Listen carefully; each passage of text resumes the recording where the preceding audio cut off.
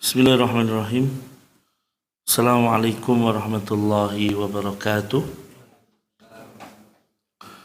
Alhamdulillahi ala ihsanihi wa syukru lahu ala taufiqihi wa amtinanihi. Asyhadu an la ilaha illallah wahdahu la syarikalah wa asyhadu anna Muhammadan abduhu wa rasuluhu sallallahu alaihi wa ala alihi wa ashabihi wa man sara ala nahjihi wa istanna bi sunnatihi ila yaumi liqa'ihi. Qala Allah Ta'ala, ya ayyuhalladzina amanu taqullaha haqqa tuqatih wa la tamutunna illa wa antum muslimun.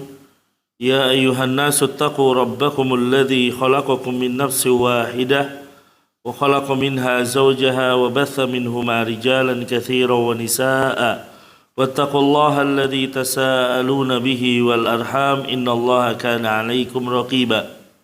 Ya ayyuhalladzina amanu taqullaha wa qulu qawlan sadida yuslih lakum a'malakum wa yaghfir lakum dhunubakum wa may yuti'illaha wa rasulahu faqad faza fawzan 'azima.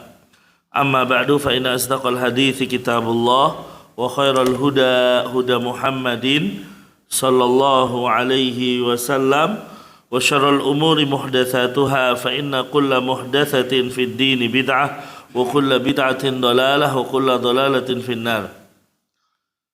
Ma'asyiral ikhwah rahimakumullah jami'an, kita panjatkan puja dan puji syukur kehadirat Allah Subhanahu wa taala. Ya, di malam hari ini meskipun hujan deras mengiringi, kita bisa berkumpul di sini. Tentunya al-ajru ala qadril masyaqqah, ya, balasan sesuai dengan beratnya, ya, tingkat kesulitan seseorang. Semakin sulit bisa jadi pahalanya semakin berat.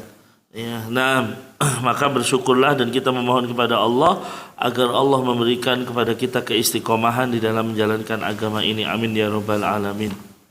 Kemudian salawat beriring salam senantiasa kita haturkan kepada beliau Rasulullah Muhammad sallallahu alaihi wasallam, juga kepada keluarga beliau, para sahabatnya serta umatnya yang setia mengikuti beliau hingga akhir zaman kelak.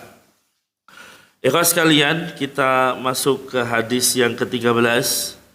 Ya, hadis yang ke-13, an Abi Hamzata Anas bin Malikin radhiyallahu ta'ala anhu khadimi Rasulillah sallallahu alaihi wasallam anin Nabi sallallahu alaihi wasallam qala la yu'minu ahadukum hatta yuhibba li akhihi ma yuhibbu li nafsihi. Dari Abu Hamzah, ya, kunyahnya dari Anas bin Malik, semoga Allah meridhoinya. Beliau adalah pelayannya Nabi sallallahu alaihi wasallam, bahwasanya Rasul sallallahu alaihi wasallam bersabda, tidak beriman salah seorang di antara kalian sampai ia mencintai, ya, sampai dia menyukai kebaikan untuk saudaranya sebagaimana dia mencintai untuk dirinya sendiri. Hadis riwayat Bukhari Muslim. Taib. Ya, kita bawakan beberapa syarah di sini, termasuk syarahnya Ustaz Firanda Andirja, karena beliau memberikan kitab ini langsung untuk diajarkan. Ya. Taib. Anas bin Malik, Abu Hamzah. Kunyahnya adalah Abu Hamzah. Dan Anas bin Malik dari kecil ibunya sudah memberikan kepada Rasul sallallahu alaihi wasallam, ya Rasul, saya tidak memiliki apapun untuk bisa mengabdi kepada engkau. Tolong Anas bin Malik ini, terimalah dia untuk melayani engkau.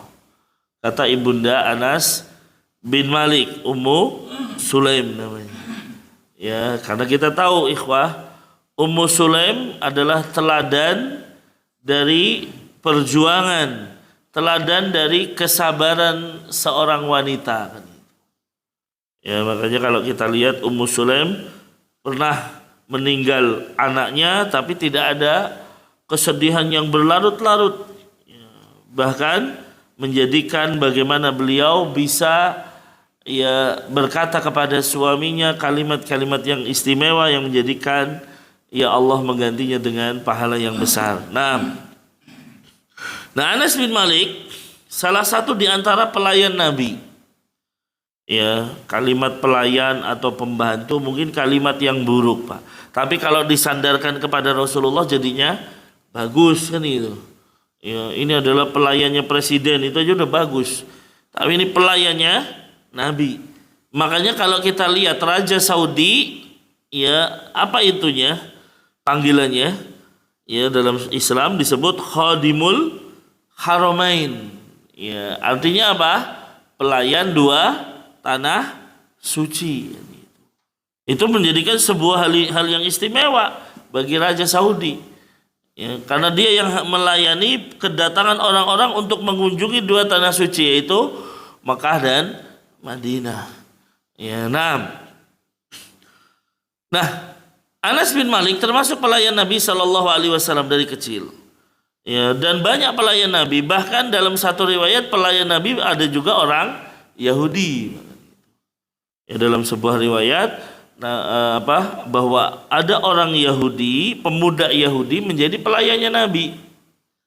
Berarti bersama Anas sering melayani Rasul Shallallahu Alaihi Wasallam. Padahal ini anak Yahudi.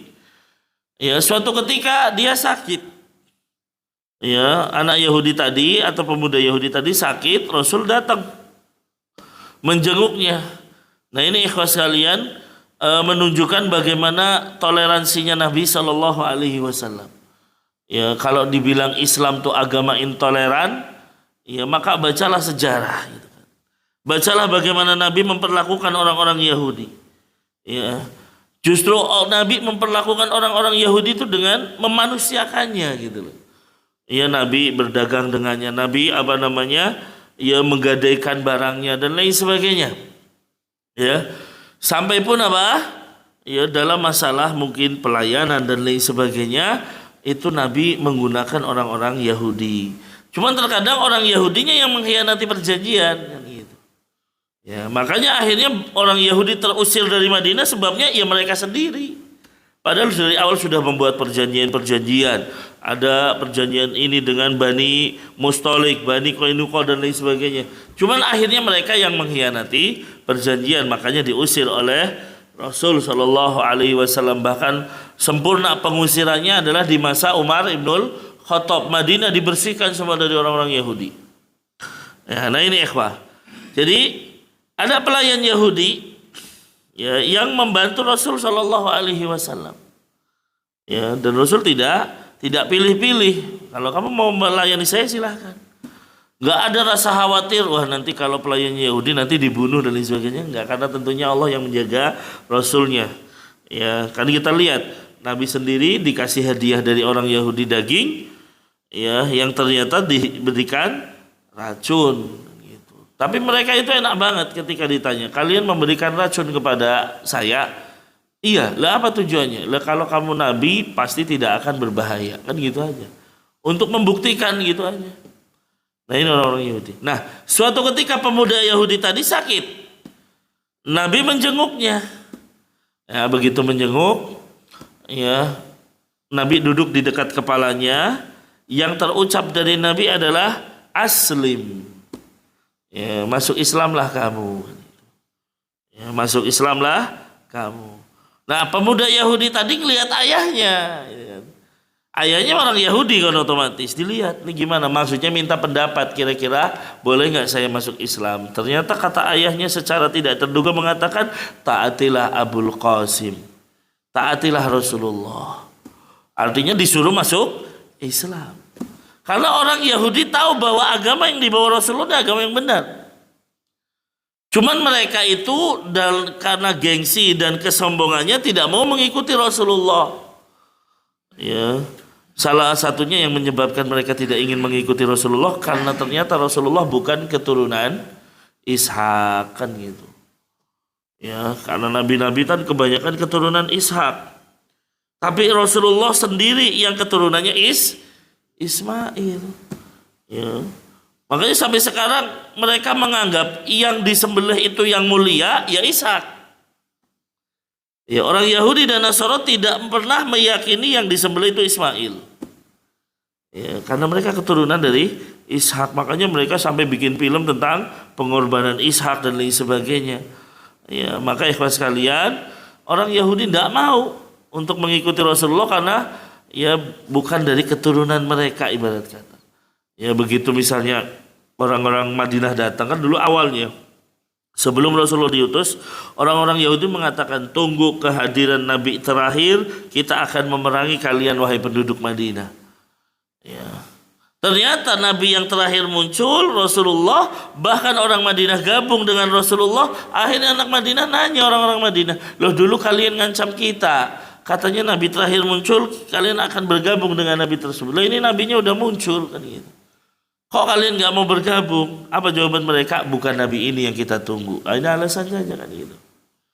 Ya bukan Nabi ini yang kita tunggu. Nah maka itu. Oleh karena itu kita lihat ayahnya tadi sang pemuda secara tidak tergugah mengatakan ikuti Rasulullah, ikuti Muhammad.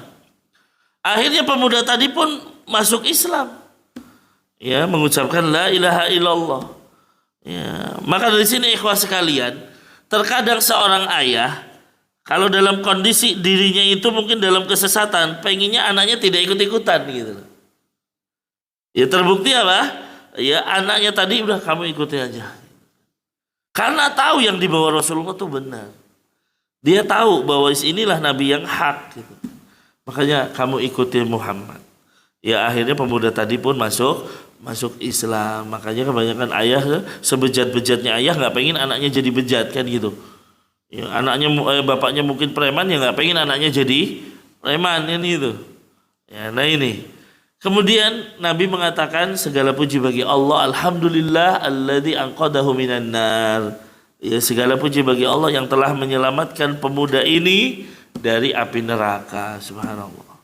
Ya, jadi faedahnya apa? Kalau kita melihat orang lain mendapatkan nikmat hidayah, mendapatkan mungkin nikmat dunia dan lain sebagainya, ya harusnya seorang mukmin itu mengucapkan alhamdulillah juga, Pak, gitu. Ya, kan kebanyakan orang kalau ada orang lain dapat nikmat malah dirinya panas kan gitu ya. Tetangga beli kulkas malah panas kan gitu, banyak kan gitu. Harusnya kan alhamdulillah tetangga saya udah beli kulkas gitu. Beli mobil baru, alhamdulillah tetangga saya beli mobil baru kan gitu. Tetapi ya itu tadi di sini nanti hadis ini membuktikan bahwasanya banyak orang hasad sehingga tidak bisa mengamalkan hadis ini. Ya, banyak orang yang hasad dan lain sebagainya. Kalau hadis ini diterapkan, maka seharusnya tidak ada hasad. Nah, Nabi mencontohkan ketika ya orang itu dapat hidayah, Nabi mengucapkan segala puji bagi Allah, alhamdulillah yang telah menyelamatkan pemuda ini ya dari api neraka. Ya, seperti itu. Ya, nah, contoh juga Jibril di malam Isra dan Mi'raj, Nabi disuruh milih, dibawakan kepada Rasulullah antara susu dan khamr. Ya, ternyata Rasul milihnya apa? Susu. Ya, alhamdulillah Rasul milih susu. Maka Jibril mengatakan, alhamdulillahilladzi hadaka lil fitrah, kata Jibril. Segala puji bagi Allah yang telah menunjukkanmu ke dalam fitrahnya. Seandainya kamu milih khamr, umatmu akan tersesat.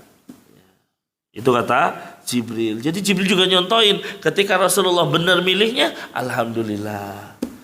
Ya orang kan kalau suruh milih pengennya orang-orang itu belangsak sekalian, gitu kan. Ya dirinya misalnya yang selamat, enggak.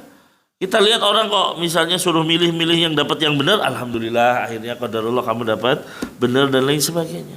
Nah ini ikhwas sekalian. Jadi memang kalimat alhamdulillah itu penting. Salah satunya ketika melihat orang mendapatkan ya kebaikan, hendaknya kita mengucapkan alhamdulillah.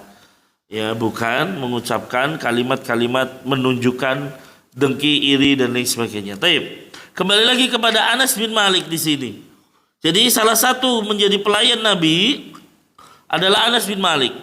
Dan ikhwas sekalian, banyak anak-anak yang memang menjadi pelayan Nabi Shallallahu Alaihi Wasallam atau dengan kata lain pembantu dan lain sebagainya. Maka menjadi pembantu atau pelayan Nabi adalah sebuah kemuliaan. Anas bin Malik, beliau mengatakan di sini, Ya dalam ya syarahnya Ustaz Firanda, khadamtu Rasulullah sallallahu alaihi wasallam asyra sinin. Aku itu melayani Nabi selama 10 tahun. Berarti dari Rasul pindah ke Madinah, ya, Anas sudah diberikan ibunya, ya Rasulullah, ini anak saya, biarkan dia jadi pelayanmu. Ya, hampir 10 tahun beliau melayani Rasul. Wa ma kullu amri kama yuhibbu sahibi an yakun. Ya, tidak semua pekerjaanku dapat terlaksana sesuai keinginan Rasulullah. Ya, namanya pekerjaan kan nggak mesti semuanya sempurna. Ya. Bisa jadi ada hal yang tidak diinginkan oleh Rasul Shallallahu Alaihi Wasallam. Cuman ini bedanya. Mungkin kalau kita lihat ini kok kerjaannya kayak gini sih nggak sesuai ekspektasi misalnya. Tapi bagi Rasulullah, walakin wa ma kullu amrin kama yuhibbu sahibi ayakun ma qala li fiha uffin.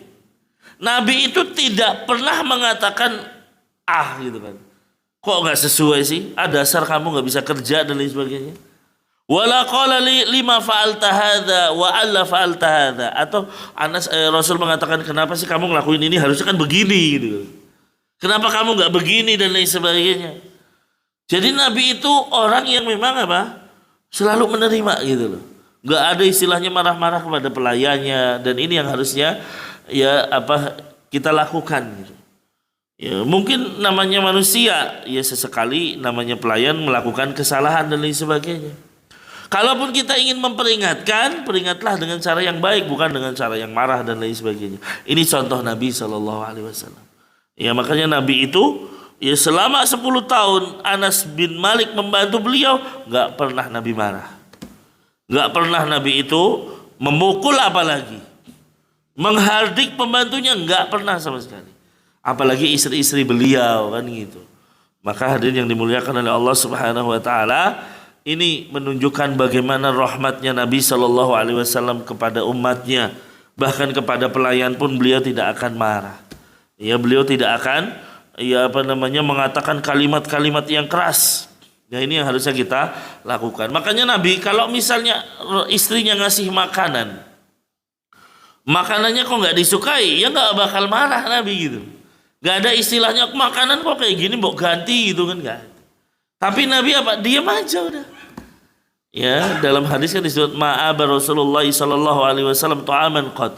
Rasul itu tidak pernah mencela sekalipun makanan istrinya. Atau makanan apapun gak pernah dicela. Kalau beliau suka, beliau makan, gak suka, tinggalkan. Gak ada istilahnya saya gak suka atau apa dan lain sebagainya. Ya, kenapa? Ya itu, beliau tidak ingin mencela makanan tersebut, makanya diam aja kalau nggak suka. Ya, kalaupun misalnya sahabat menyukai makanan, beliau nggak suka, ya beliau pergi. Seperti dop misalnya. Dop itu disebutkan kayak kadal gurun gitu kan. Tapi bukan kadrun ya Pak ya. Orang kadrun gitu. Nah ini, itu kan para sahabat suka banget makan kayak gitu. Mereka ngambil ya di gurun-gurun di padang pasir, kemudian nanti buka kulitnya lalu dibakar dan lain sebagainya. Kata para sahabat enak gitu kan. Tapi Rasul nggak suka gitu kan. Rasul emang nggak mau makan itu, maka Rasul hanya menjauh saja, tapi tidak mengatakan ini haram, enggak, berarti itu boleh. Cuman Rasul nggak suka, kan kayak gitu. Nah ini ikhlas sekalian. Jadi nggak pernah Rasul itu mencela makanan, nggak pernah Rasul marah, nggak pernah memukul dan lain sebagainya. Tentunya ini adalah contoh dari suri toladan kita. Baik, 10 tahun Anas mengabdi, maka jangan heran kalau Anas bin Malik termasuk sahabat yang paling banyak meriwayatkan hadis. Tentunya setelah ya Abu Hurairah. Ya, kalau Abu Hurairah lebih banyak lagi, Pak. Tapi memang ini keberkahan umurnya Abu Hurairah. Kenapa, Pak? Beliau menyertai Nabi tahun ke-7 Hijriah. Berarti kan berapa tahun beliau menyertai Nabi? Hanya sekitar 3 atau 4 tahun toh. Kalau Anas bin Malik 10 tahun. Tapi bagaimana keberkahan Abu Hurairah, benar-benar dalam waktu 3 tahun tersebut beliau terus menggali hadis-hadis Nabi SAW. Makanya sahabat yang paling banyak meriwayatkan hadis adalah Abu Hurairah. Padahal beliau hanya 3 atau 4 tahun menemani Rasul. ya di perang ya setelah perang Khaibar dan lain sebagainya. Nah, ini ya jadi kalau kita bicara sahabat-sahabat yang banyak meriwayatkan hadis inilah. Sebenarnya kalau kita bicara Abu Bakar, Umar, Utsman, Ali itu juga banyak, Pak. Cuman memang beliau jarang menyampaikan hadis kepada yang lain. Kenapa? Karena disibukkan dengan kepemimpinan. Ya, disibukkan dengan kekhalifahan. Abu Bakar, ya jelas Nabi mengatakan setiap aku pergi sebelah kanan saya Abu Bakar, sebelah kiri saya Umar, gitu terus. Ya selalu menyertai Rasulullah, otomatis hadisnya banyak. Cuman nggak tersampaikan kepada yang lain, sebabnya apa? Disibukkan dengan kekhalifahan, disibukkan dengan kepemimpinan, kan urusannya banyak. Yang diurusi bukan Madinah tok. Nah ini ikhwas sekalian. Jadi para sahabat Nabi itu juga tidak semuanya sih. Ya, artinya banyak juga yang memang nggak punya hadis. Ya, atau mendengarnya dari sahabat yang lain, nggak mendengar langsung dari Rasulullah karena jumlah sahabat itu banyak. Taib. Kembali kepada hadis ini, Rasul mengatakan la yu'minu ahadukum. Ya, tidak beriman salah seorang di antara kalian. Apa maknanya ini menghilangkan keimanan, Pak? Ya, jawabannya tidak.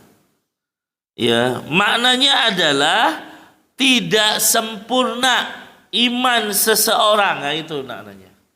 Bukan berarti orang kalau nggak ngelakuin ini berarti dia kafir, enggak. Tapi maknanya adalah tidak sempurna iman seseorang sampai melakukan hal ini, melakukan yang disampaikan oleh Rasul Shallallahu Alaihi Wasallam.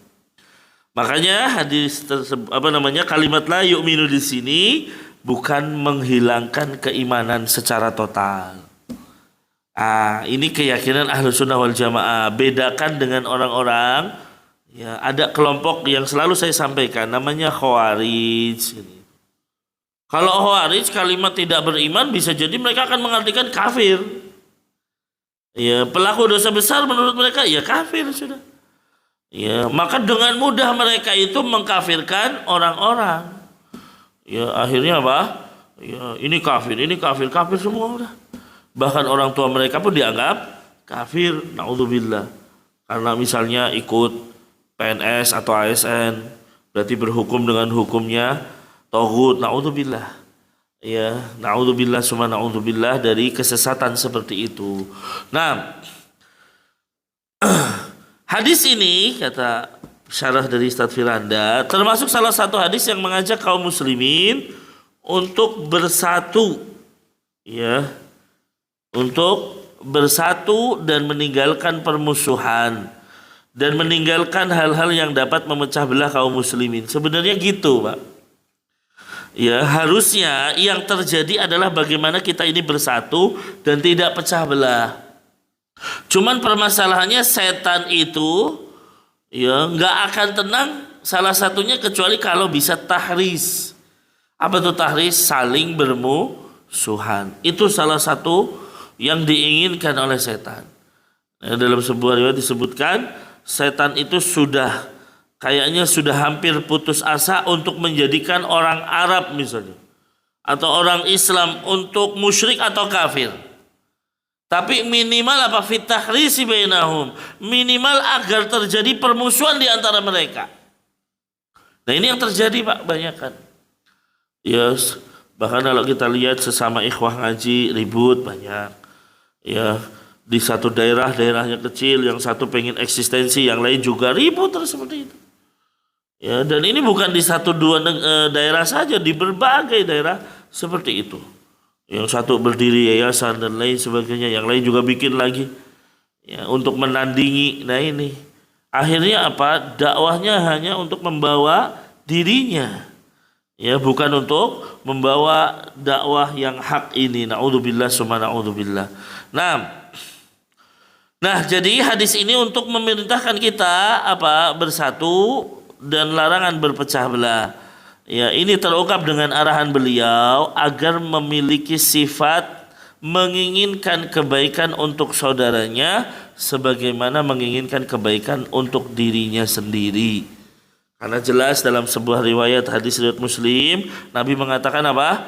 Perumpamaan seorang mukmin, ya, dalam hal tawadihim, saling mencintai, dalam hal saling menyayangi, tarahumihim wa ta'atupihim, saling lemah lembut, itu seperti satu jasad. Ini sudah sering kita katakan. Kenapa maksudnya satu jasad? Idastaka minhu adun, apabila ada satu anggota tubuh yang sakit, maka seluruh tubuh akan merasakan sakit. Ya, sehingga tidak bisa tidur, ya, merasakan demam dan lain sebagainya. Ya. Allah juga mengatakan dalam surat Ar-Rahman, dalam surat Maryam ayat 96, innal ladzina amanu, orang yang beriman, wa amilus solihat, dan orang yang beramal soleh, sayaj'alu lahumur rahmanu wudda. Kelak Allah yang Maha Pemurah akan menanamkan dalam hati mereka rasa kasih sayang. Ya, nah, Nabi juga mengatakan seorang mukmin itu seperti satu bangunan. Ya, innal mu'minuna lil mu'min kal bunyan. Ya, mukmin satu dengan mukmin yang lain seperti bangunan yang saling menguatkan. Nah, namun kata beliau, kita dapati banyak kaum muslimin yang bercerai-berai. Ya, baik alirannya, organisasinya, dan lain sebagainya. Ya, saling memusuhi, saling menghina. Apalagi kalau kita sibukkan diri dengan media sosial, udah capek, Pak. Ya, yang satu ini ribut terus. Apalagi ini menjelang pilpres, wah udah. Ya, pendukungnya ini akan ribut dengan pendukung ini, macam-macam.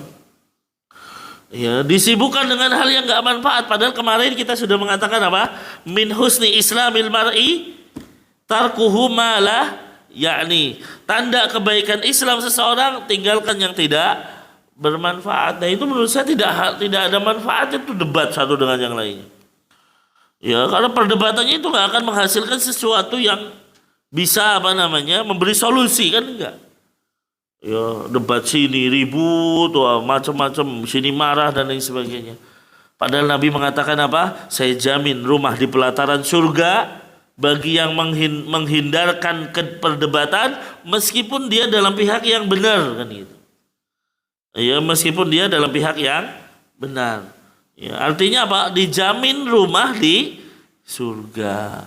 Ya, makanya lebih baik kita tinggalkan perdebatan di media sosial dan lain sebagainya. Ya, kecuali kalau memang dalam perdebatan ini akan menghasilkan sesuatu yang bermanfaat. Seperti perdebatan yang terjadi misalnya Zakir Naik dan lain sebagainya. Itu kan memang ada manfaatnya apa, Pak? Orang masuk Islam. Loh, ini debat tapi nggak ada. Makanya Imam Malik itu pernah meninggalkan debat. Ya, ayo kita debat. Oh, nggak usah. Kamu meyakini apa yang kamu yakini benar kan? Ya udah, saya juga meyakini yang saya benar. Ya, kalau misalnya debat, saya menang, kamu ikut saya gitu kan? Ntar kalau ada yang menang lagi ikut mereka, ya nggak selesai gitu kan? Ya, makanya ditinggalkan oleh Imam Malik seperti itu. Nah, maka hadirin yang dimuliakan oleh Allah Subhanahu Wa Taala, hadis ini menyebutkan kalimat la yu'minu ahadukum, maknanya adalah tidak sempurna atau tidak sempurna keimanan kalian hingga, nah di sini dia menyukai kebaikan untuk saudaranya sebagaimana dia menyukai kebaikan untuk dirinya sendiri. Ya, ini penjelasan yang disebutkan oleh Ustadz Firanda. Beliau mengatakan kalimat yang benar itu bukan tidak sempurna iman salah seorang di antara kalian hingga dia mencintai saudaranya seperti dia mencintai dirinya sendiri. Ya, tetapi yang tepat adalah hingga dia menyukai kebaikan untuk saudaranya sebagaimana ia menyukai kebaikan untuk dirinya sendiri. Ya, la musahata fil istilah, tentunya ini hanya sekedar dalam bermain istilah saja. Ya, tetapi maksudnya tentunya apa? Ketika kita suka mendapatkan nikmat, harapannya kita juga suka kalau orang lain dapat nikmat. Nah, itu maksudnya. Kalau saya suka mendapatkan hidayah, saya harap orang lain juga bisa dapat hidayah. Begitu maksudnya. Ya, jadi ya jika seorang mendapatkan nikmat harta, kecerdasan atau lainnya, maka dia juga ingin saudaranya menikmati hal yang serupa. Sekarang kita ini alhamdulillah ngaji. Ternyata ada kakak kita, adik kita yang mungkin belum mengenal sunnah. Nah, kita yang namanya mengamalkan hadis ini adalah harapannya kita menyukai mereka juga ikut dalam sunnah ini. Misalnya. Ikut ngaji dan lain sebagainya. Bukan hanya dibiarkan, udahlah biarin lah. Ya, mau belangsak sendiri, yang penting saya udah ngaji sendiri. Nggak ada gitu, Pak. Islam itu tidak mengajarkan yang namanya egois, anania, ya, udah dirinya sendiri yang masuk surga kan ya. Allah mengatakan apa? Ya ayyuhalladzina amanu qu anfusakum wa ahlikum nar. Peliharalah dirimu dan keluargamu. Keluarga ini cakupannya luas. Paling utama istri dan anak-anak jelas. Tapi mencakup di dalamnya orang tua kita, kakak kita, adik kita, ya. Mencakup juga saudara-saudara yang lain, kerabat-kerabat yang lain kan gitu. Makanya kerabat itu kan terbagi menjadi dua, ada kerabat yang mahram kita, ada kerabat yang non mahram. Itu semua kan kerabat. Pengennya semua kerabat itu kalau bisa Pak, ya mendapatkan hidayah seharusnya. Pengennya semuanya kita selamatkan dan masuk ke dalam surga. Nah ini, ya jadi kalimat itu ya maknanya hingga dia menyukai kebaikan untuk saudaranya sebagaimana ia menyukai kebaikan untuk dirinya sendiri. Nah, jadi kalimat la yu'minu di sini maknanya tidak sempurna imannya, ya, sebagaimana tafsiran-tafsiran yang lain. Di sini beliau membawakan hadis yang lain. Dari Nabi SAW, hadis riwayat Ibnu Hibban, la yablughu abdun haqiqatal iman hatta yuhibba linnasi ma yuhibbu li nafsihi minal khair. Nah, ini menerangkan atau menguatkan hadis tadi. Kata Nabi, tidaklah seorang hamba mencapai hakikat iman sampai dia menyukai kebaikan bagi orang lain sebagaimana dia menyukai kebaikan untuk dirinya sendiri. Jadi kalau dirinya pengen dapat kebaikan, ya orang lain juga sama kan gitu. Ya, kalau kamu nggak suka dibully, ya orang lain juga nggak suka dibully. Gitu. Kalau kamu nggak suka dijelek-jelekan, orang lain juga nggak suka dijelek-jelekan. Nah, kemudian satu kaidah di sini, dan ini kaidah yang agung, disebutkan oleh beliau bahwa penafian sesuatu dalam syariat seperti tidak beriman seseorang gitu kan, atau tidak diterima sholatnya, tidak ada sholat baginya dan lain sebagainya, menunjukkan ada rukun atau kewajiban. Berarti hal itu tuh wajib gitu loh Pak, bukan sunnah, ya. Jadi kalau ada kalimat mengatakan la yu'minu ahadukum, berarti perkara yang dikatakan nantinya itu wajib, bukan sunnah. Ya, ini yang harus kita pahami. Ya, artinya apa? Jangan ditinggalkan, karena hukumnya wajib. Ya. Ya, seperti sekarang di sini, la yu'minu ahadukum hatta yuhibba li akhihi ma yuhibbu li nafsihi. Tidak beriman salah seorang di antara kalian sampai dia mencintai kebaikan bagi saudaranya sebagaimana dia mencintai kebaikan bagi diri sendiri. Berarti mencintai kebaikan bagi saudaranya hukumnya wajib, bukan sunnah. Karena kaidahnya penafian sesuatu dalam syariat, menafikan iman, menafikan sholat dan lain sebagainya, menunjukkan hal itu wajib bukan sunnah. Contoh misalnya, Nabi mengatakan la imana liman la amanata lahu. Tidak ada keimanan bagi yang tidak amanah. Apakah artinya amanah itu sunnah? Karena di sini dikatakan tidak ada keimanan. Makna dari tidak ada keimanan, tidak sempurna iman seseorang. Ya, liman la amanata lahu, bagi yang tidak amanah. Berarti amanah di sini hukumnya wajib, bukan sunnah. Kenapa? Karena dinafikan dari keimanan. Ya, dinafikan dari keimanan. Bisa dipahami ya, Pak? Ya, jadi kalau Rasul mengatakan tidak beriman, ya, atau tidaklah dianggap sebagai orang yang sholat, berarti hal yang dilakukan itu hal yang wajib, bukan sunnah. Ya, makanya di sini la imana liman la amanata lahu, tidak ada keimanan bagi yang tidak amanah baginya. Hadis ini menunjukkan amanah hukumnya wajib, bukan sunnah. Ya, seandainya sunnah, orang yang meninggalkannya tidak bisa dikatakan tidak sempurna imannya. Ya, berarti ini wajib. Maka sekali lagi ketika Rasulullah menafikan keimanan, menunjukkan ada satu kewajiban yang ditinggalkan. Ya, 6. Seperti contoh yang lain, diambil contoh yang lain di sini, hadis yang lain dari riwayat Bukhari, Nabi mengatakan, wallahi la yu'min, wallahi la yu'min, wallahi la yu'min. 3 kali. Nabi mengatakan demi Allah tidak beriman, demi Allah tidak beriman, demi Allah tidak beriman. Ya, apa itu?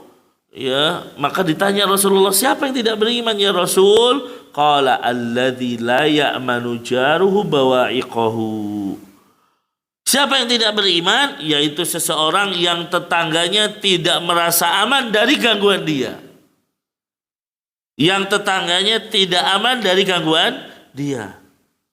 Nah, berarti menahan diri dari mengganggu tetangga hukumnya wajib, bukan sunnah yang harus kita tinggalkan sehingga kita mengganggu tetangga. Na'udzubillah. Ya. Nabi mengatakan tidak beriman, meskipun kalimat tidak beriman sekali lagi bukan menafikan keimanan secara mutlak. Maknanya tidak sempurna iman seseorang. Ya. Tapi kalau orang itu melanggar hal ini, berarti dia melanggar hal yang wajib. Kewajiban dia untuk menjaga tetangganya supaya tidak terkena keburukan dirinya, malah berlaku buruk sama tetangga. Berarti engkau telah melanggar hal yang wajib. Ya, nah ini. Ya, maka ikhwas sekalian, hati-hati terhadap mengganggu tetangga karena dianggap sebagai orang yang tidak sempurna imannya. Ya, makanya sekarang banyak sekali orang-orang yang sukanya mengganggu tetangga. Kan kita viral misalnya ada orang buang kotoran ke rumah tetangga sampai gitu. Sampai seperti itunya. Na'udzubillah summa na'udzubillah. Ya, maka sekali lagi kalimat ini berarti menunjukkan mengganggu tetangga atau tidak mengganggu tetangga hukumnya wajib. Ya. Kemudian ya, contoh yang lain juga Nabi mengatakan dalam hadis riwayat Bukhari Muslim, la yazni az-zani hina yazni wa huwa mu'min. Tidaklah seorang pezina saat dia berzina dalam kondisi beriman. Artinya keimanannya hilang. Sekali lagi, kalau dikatakan hilang di sini bukan berarti hilang secara total gitu kan. Tapi tidak sempurna.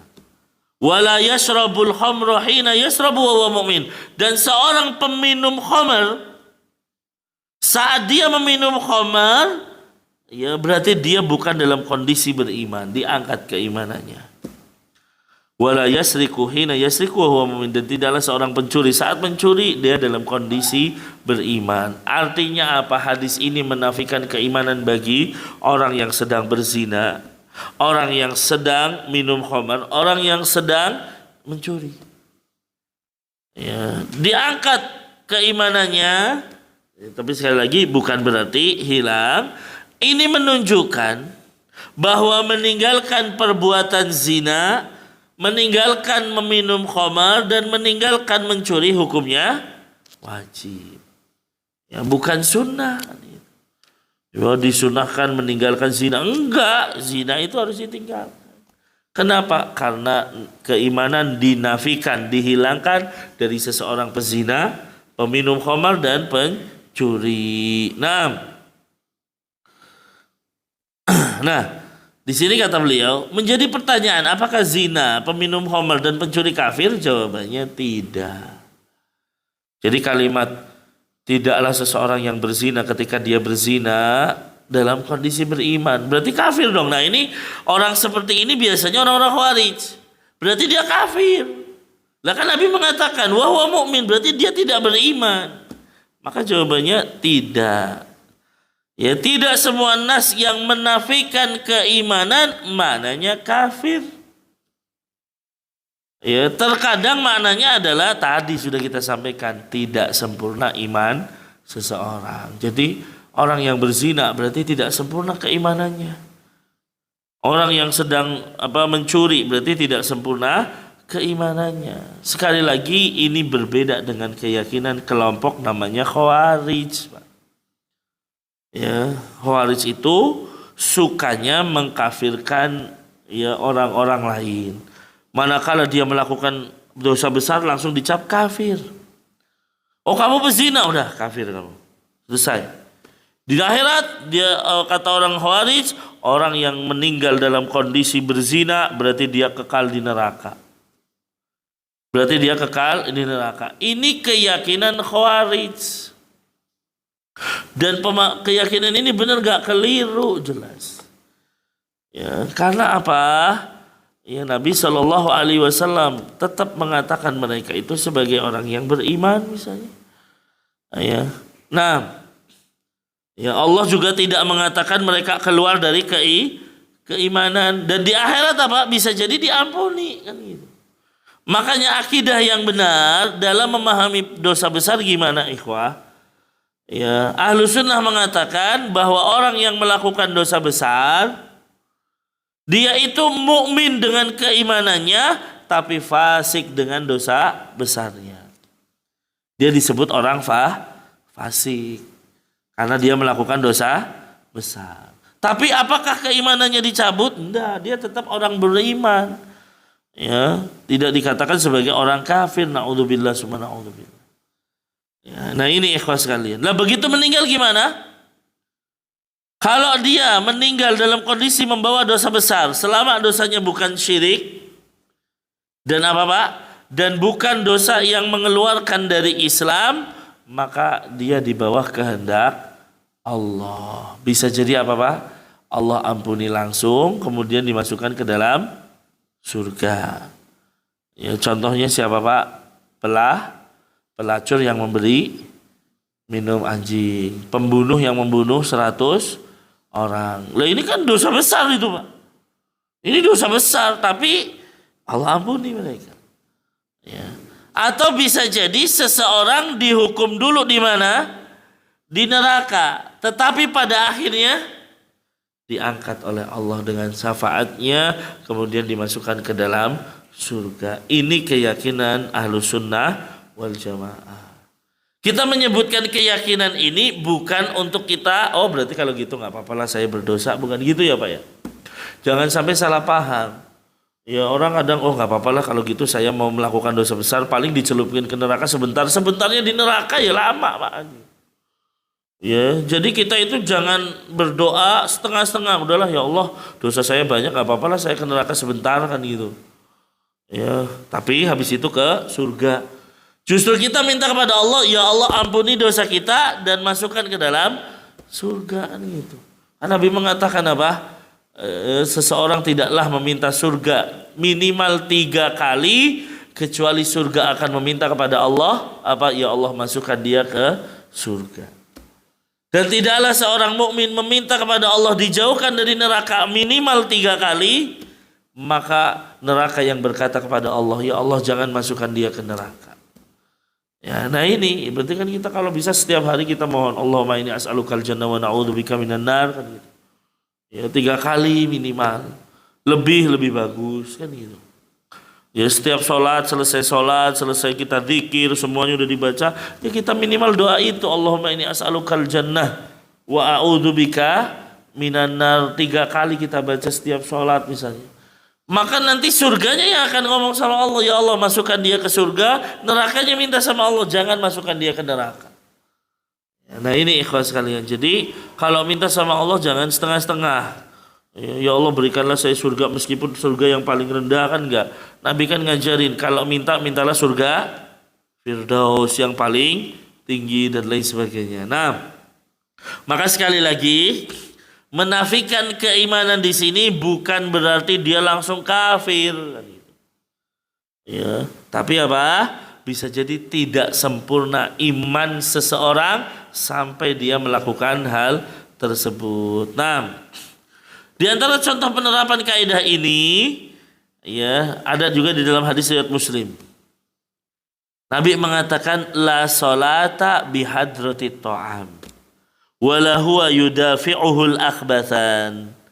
Artinya tidak ada salat bagi yang makanannya telah dihidangkan dan tidak ada salat bagi orang yang menahan buang air kecil atau air besar. Apa makna la salata? Berarti orang itu salatnya tidak diterima kan gitu. Atau tidak dianggap salat dan lain sebagainya. Maknanya sekali lagi tidak sempurna salat seseorang ketika makanan sudah terhidang dan dia lapar. Dia dalam kondisi lapar, ya harus dia makan, makanan sudah dihidangkan, iqamah masjid. Maka yang harus dia lakukan apa Pak? Ya makan, ya bukan sholat. Dan makan di sini hukumnya apa jadinya? Wajib. Kenapa? Karena menafikan sholat tadi. Menafikan kesempurnaan sholat. Ya, bukan berarti makan hukumnya sunnah di sini sehingga sholat aja lah gampang makannya nanti. Nah, makan di sini hukumnya jadi wajib. Kenapa? Karena Nabi mengatakan tidak ada sholat dengan hadirnya makanan. Tapi syaratnya apa Pak? Dia lapar. Gitu.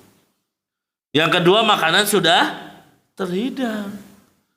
Ya, tapi kalau dia lapar makanannya belum datang belum matang, ya tetap sholat lah kan gitu. Ya, karena apa? Dia belum ngelihat makanannya. Gitu. Beda kalau dia lapar udah lihat makanannya kan begitu sholat Allahu Akbar, enak banget sate kan gitu. Enak banget tuh yang tadi datang makanan kan ya. Sehingga yang ada di pikiran itu makanan dan Islam menafikan supaya kita itu menghilangkan yang namanya tidak khusyuk kan gitu. Itu pun kita tetap nggak khusyuk kan gitu. Apalagi ada tambahan ini. Yang kedua memang udah jatahnya makan gitu loh. Lapar tapi belum jatahnya makan ya nggak bisa. Maksudnya apa? Jenengan puasa, waktu asar udah ada makanan di depan kita. Apakah kita makan? Oh masih puasa ya nanti. Berarti ini tidak berlaku. Ya, jadi ini tentunya berlaku bagi orang yang benar-benar kelaparan dan memang sudah boleh makan, ya. Dan dia butuh makan, ya sudah. Beda kalau orang sudah makan. Ya sudah mungkin makan sebelumnya, tiba-tiba ada makanan lain yang dia nggak lapar, ya udah tetap diharuskan sholat. Nah, termasuk apa? Menahan buang air besar atau buang air kecil ini pun termasuk. Jadi kalau dalam kondisi mau sholat, kok dengan benar-benar pengen buang air besar, ya buang air besar dulu. Ya jangan sholat dalam kondisi menahan buang air besar. Maka buang air besar di sini hukumnya menjadi wajib. Kenapa? Karena Nabi mengatakan tidak ada sholat bagi yang menahan buang air besar atau buang air kecil. Ya maka berdasarkan konsep ini setiap ada kalimat dia dinafikan keimanan atau sholat itu menunjukkan perkara itu adalah perkara yang wajib. Nah, ya wallahu a'lam bishawab. Ya mungkin ini dulu yang saya sampaikan. Insya Allah kita masih melanjutkan hadis ini dalam beberapa pertemuan karena ini penjelasan dari Ustaz Firanda panjang dan perlu kita sampaikan ini. Ya dan juga penjelasan dari Syekh Utsaimin. Nah mungkin ini yang bisa saya sampaikan di kesempatan ini. Kalau nggak ada pertanyaan, ada pertanyaan? Ya. Ya monggo.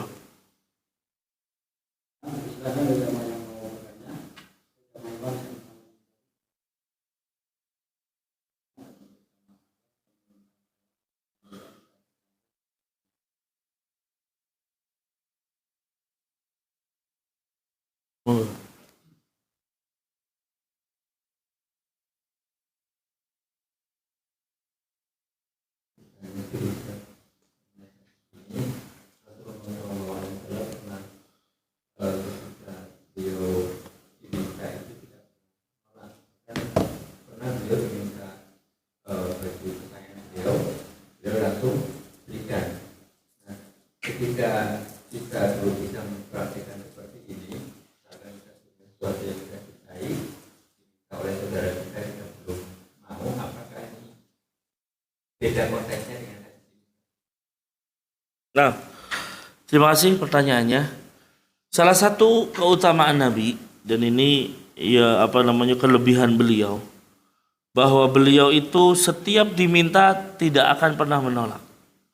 Ya, jadi Nabi misalnya punya sal gitu kan, punya kain di lehernya, tiba-tiba ada orang Badui memintanya, ya Nabi kasih. Apapun yang diminta oleh orang pasti Nabi akan kasih dan tidak akan pernah menolaknya. Ya, ini memang sudah menjadi salah satu kelebihan beliau, bahkan bisa jadi menjadi kekhususan beliau kan gitu. Ya, nah, bagaimana dengan kita kan gitu? Loh, kalau misalnya kita diminta sesuatu, ternyata kita belum bisa memberikan, ya tentunya kan melihat kondisi Pak kalau kita. Artinya, ya mobilmu bagus, ya kita juga butuh mobil gitu. Masa kita kasihkan dan lain sebagainya. Nah ini tidak. Jadi itu memang menjadi sebuah kekhususan. Salah satu kekhususan Rasulullah, Rasul itu tidak pernah menolak permintaan. Apapun yang diminta, kalau memang ada langsung. Ya, kalau tidak ada beliau akan mencari gitu kan. Beliau akan mencari dan lain sebagainya. Makanya ketika ada orang datang, ya mau minta makan gitu kan. Ya, maka Rasul cari. Ya, ke istrinya ada nggak? Ternyata istrinya nggak ada makanan semua. Akhirnya minta kepada orang, sahabat yang lain yang bisa menjamunya dan lain sebagainya. Nah, adapun kita tentu sesuai kemampuan kita dan sesuai dengan kebutuhan kita. Tidak setiap orang yang meminta kepada kita lalu kita berikan, karena satu melihat kondisi kita, yang kedua melihat kondisi dia. Lah kalau orang pengemis gitu kan, ada seorang pengemis minta, ternyata pengemis itu memang profesinya pengemis. Padahal Nabi Shallallahu Alaihi Wasallam mengatakan apa? Ya, orang yang suka meminta-minta, maka dia nanti di akhirat ya akan berada di akhirat dalam kondisi walaysa fi wajhihi mus'atul lahmin. Di mukanya itu tidak ada dagingnya, Pak. Jadi mukanya kayak tengkorak gitu, Pak. Ya, ini hukuman bagi orang-orang yang suka meminta-minta gitu kan. Ya, meminta-minta bukan dalam sisi ada kebutuhan. Ya, dalam arti bukan dia orang yang memang benar-benar kelaparan atau memang nggak punya apapun itu, enggak. Ini menjadi profesi. Nah, yang seperti ini jelas haram hukumnya. Nah, kita apakah kasih? Kita lihat kondisi gitu kan. Ya, jangan sampai kita memberikan niatnya memberikan sedekah tapi menjadikan dia kesenangan, Pak. Akhirnya dia terus-terus melakukan dosa besar menjadi seorang pengemis misalnya. Ya, nah ini tentunya tidak tepat. Nah, maka tentu kalau dalam konteks ini ya, bukan dimasukkan dalam hadis ini ya, artinya tetap itu menjadi kekhususan Rasul. Yang kedua, kita melihat konteks diri kita. Terkadang kita membutuhkan hal tersebut ya tidak bisa kita kasihkan dan lain sebagainya. Wallahu a'lam. Mungkin itu.